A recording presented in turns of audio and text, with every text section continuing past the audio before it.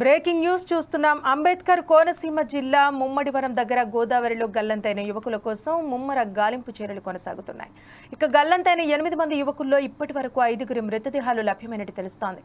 5గురి మృతదేహాలను పోస్టుమార్టం నిమిత్తం ముమ్మడివరం ప్రభుత్వ ఆసుపత్రికి తరలించారు.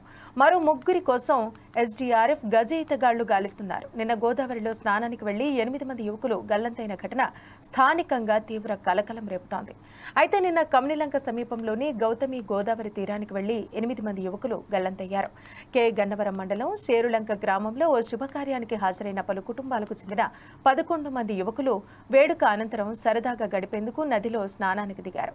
ఇక ప్రమాదవశాత్తు లోతు ఎక్కువగా ఉండటంతో వీరిలో 8 మంది యువకులు గల్లంతయ్యారు. బాధితులు కాకినాడ, రామచంద్రపురం, మండపేట గ్రామాలకు చెందిన వారిగా తెలుస్తోంది. ఈ విషయం తెలియడంతో బాధిత కుటుంబాలు శోక సంద్రంలో మునిగిపోయాయి. దీంతో శేరులంక గ్రామంలో విషాద ఛాయలు అలుముకున్నాయి.